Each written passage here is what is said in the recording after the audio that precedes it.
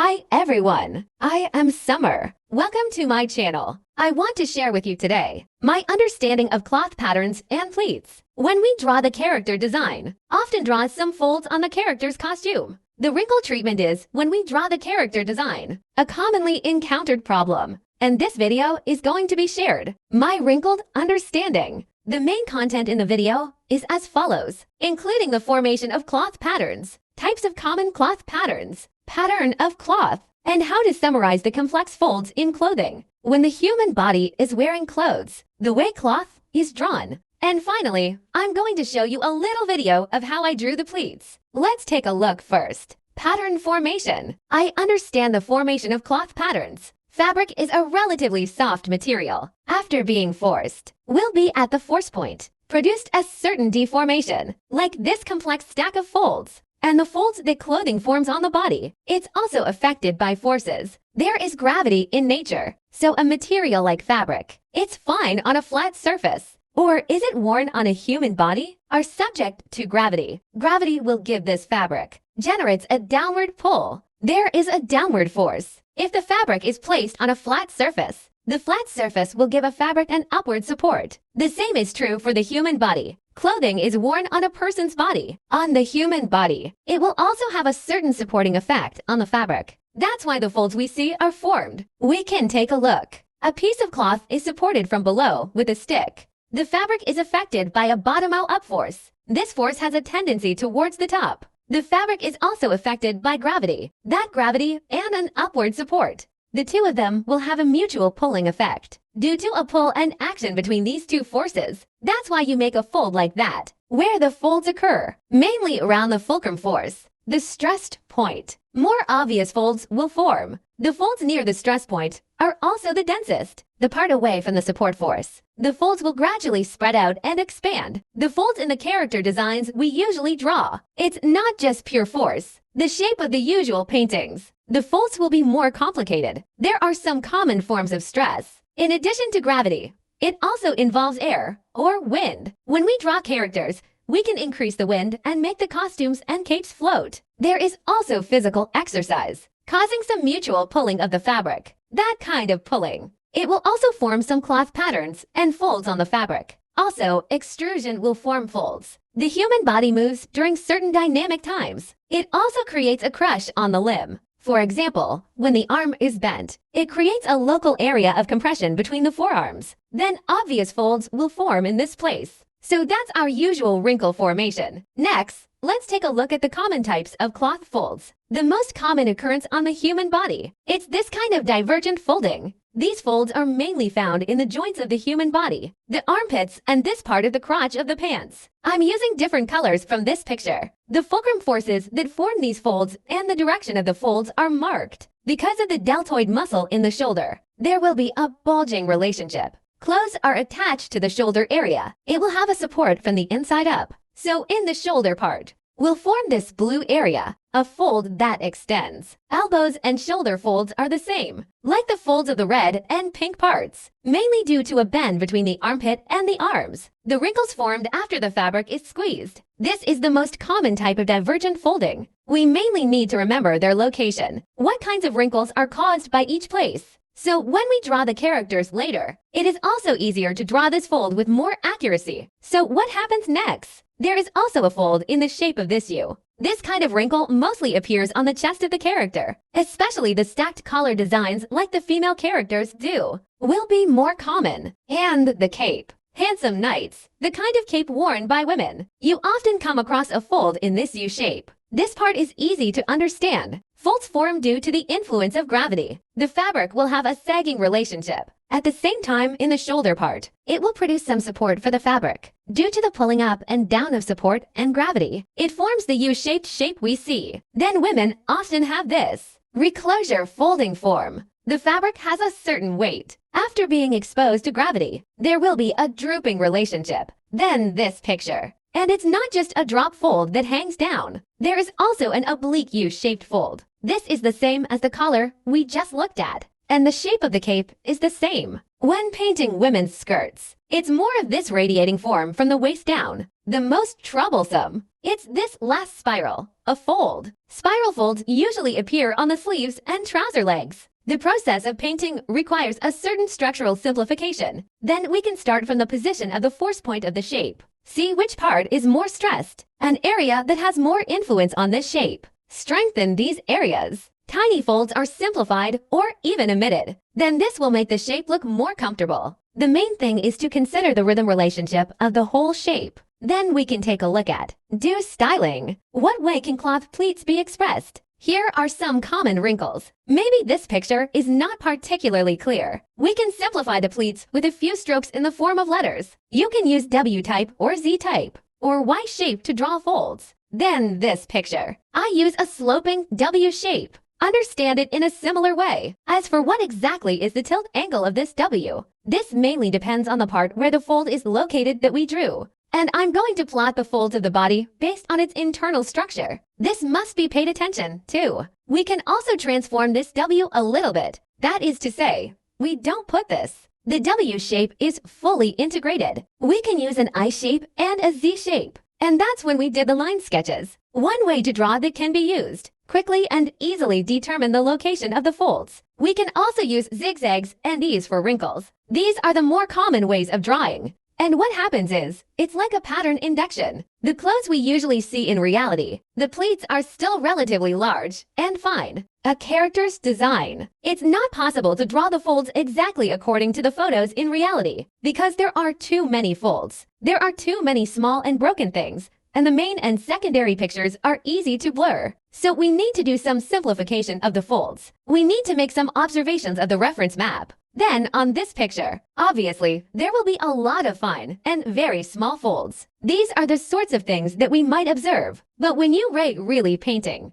try to avoid these as much as possible. We need to generalize the main folds. That's like our reference map now. The body is shown from the side. We need to know which parts are the more important wrinkle-forming areas. What are the folds? Will affect our judgment of the internal structure of the character. First of all, the part of the shoulder affects our judgment of shoulder width. Then this place is relatively important. The position of the junction of the forearm and the forearm. Then this place can't handle it well. There may be problems with the length and proportion of the upper and lower arms. The waist part is also a relatively important position. The waist is the area where the torso connects to the pelvis. Then this place is also the part that affects the shape of the inner person. At the same time, the position of the elbow is also a very important point for the human body. So these are the points we need to focus on when painting. And the rest of it, and the crumpled folds, you can choose according to an overall density relationship in the screen, according to this logic. And we've tried to fold this up a little bit. First, the position of the shoulders is what we need to perform. This place, the shoulders have an upward support,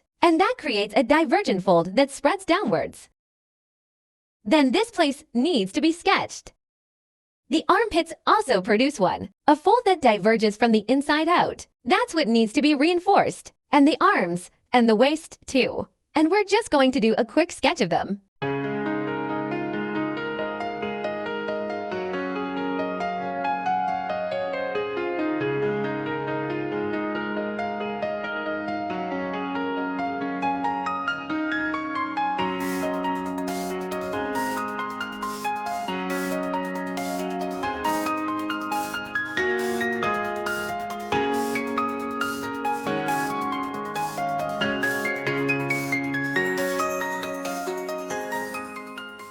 In this way, the folds of this picture are extracted, mainly to strengthen some key joint points. Find the location of the key points. Draw the effect of these dots on the fabric, the body clothing part, or use a drawing to illustrate some of my ideas. I'm going to start with the male body. Common characters are wearing. Shirts are more commonly worn by men. Then let's go draw a shirt first. A shirt is a clothing worn on a relatively inner layer, so we're going to start with him. The collar wraps around the neck. When we were painting, draw the collar thickness a little bit. Draw a little bit on a relationship where the collar is folded, and you can think of that as a fold. Open the neckline. The collar on the other side also has a certain thickness. The thickness of the collar should also be taken into account when folding. Because shirt collars are usually stiff while painting, you can use some short polylines to express.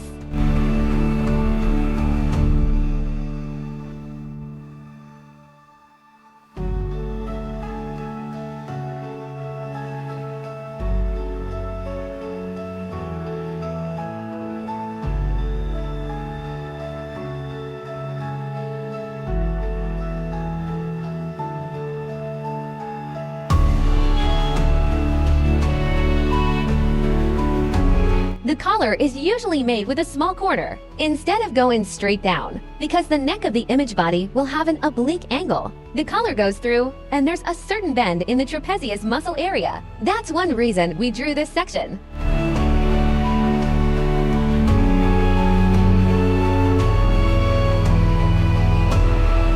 You can make this dress fit a little tighter. The part near the deltoid muscle, a bulge of the deltoid muscle, it has a certain impact on the sleeves.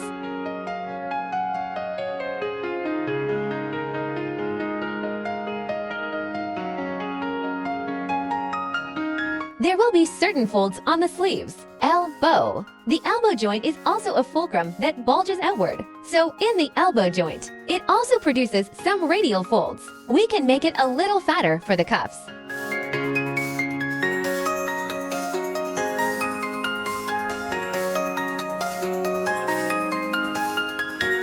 Usually the cuff there will be a tightening of a relationship. So in the sleeve part,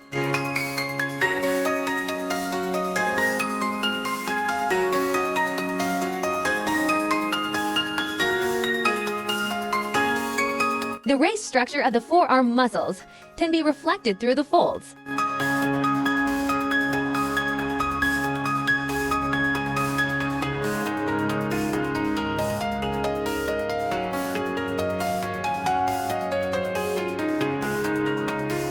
The forearm is tilted at an angle. There is also a certain squeeze between the upper arm and the forearm.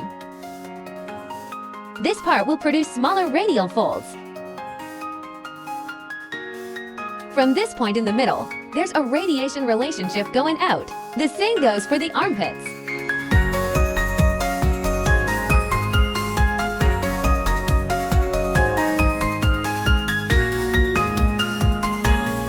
The sleeve part in the armpit is usually relatively wider. We can make it slightly have an outward bulge. It's radiating folds going up.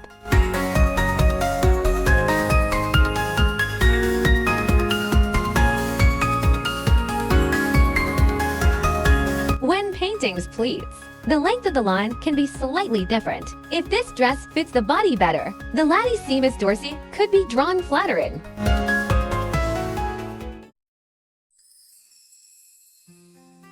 The waist part is bent to a certain extent, so in this place, it will also cause a certain extrusion on the fabric. We'll form a divergent fold from back to front, down to the hips.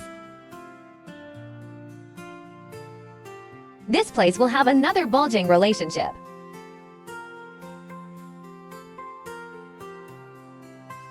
Clothes can be designed to be put in a belt style.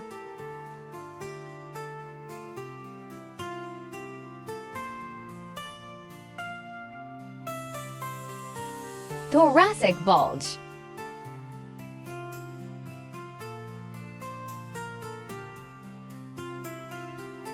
Link waist structure. Take some in.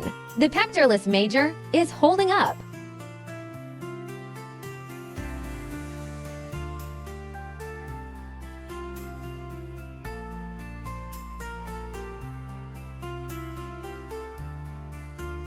There is an obstruction on the shoulder side. You can simply deal with it.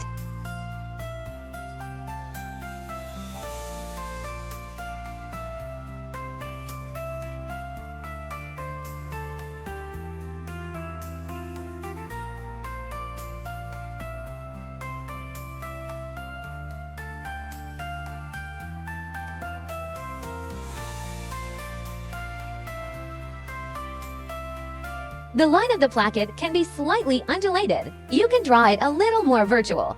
Fold the belly button a little bit.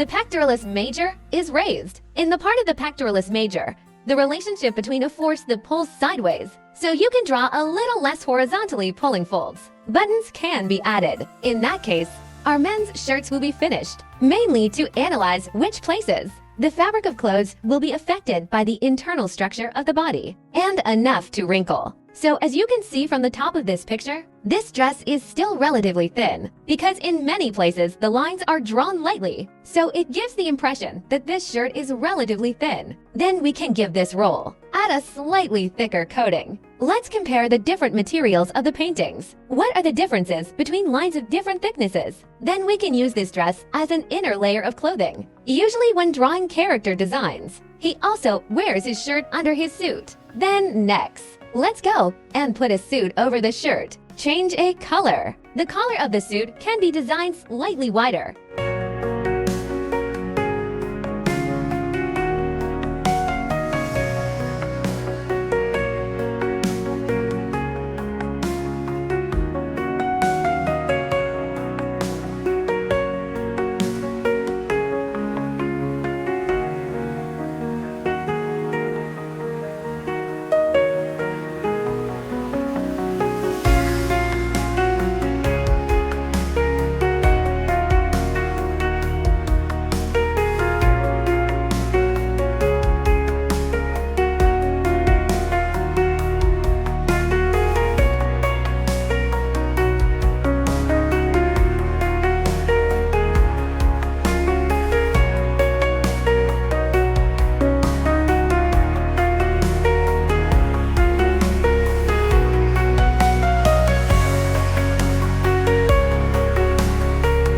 The lines can be made smoother. Don't make too many small jagged lines. Make the lines as neat as possible.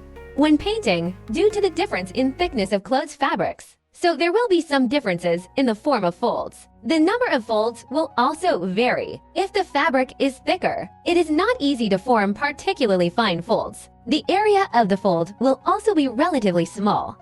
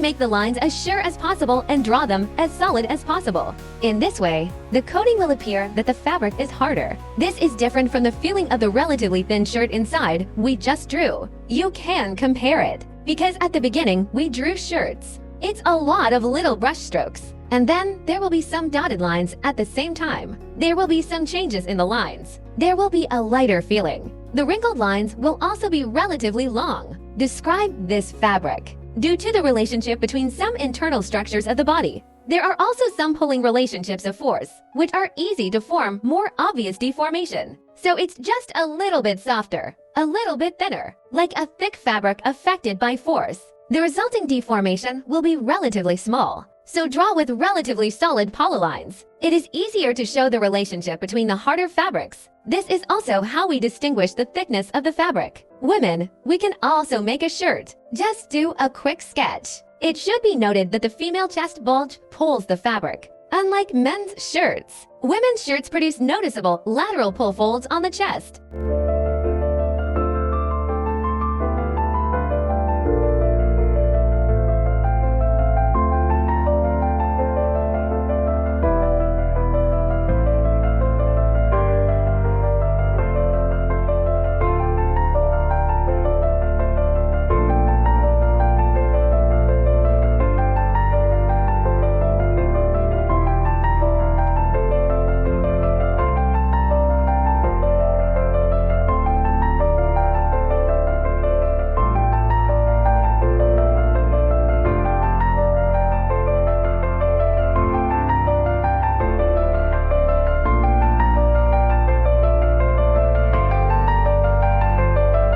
folds pulled horizontally drawn lighters. In this way, the thinner shirt will feel out. Then we can try to draw another one, a material for sweaters. For a sweater, it will be relatively soft, and the shirt we just drew. And the harder and thicker materials like suits, there will still be some differences. It is relatively soft, so when we draw the shape, use curves as much as possible to do curved shapes.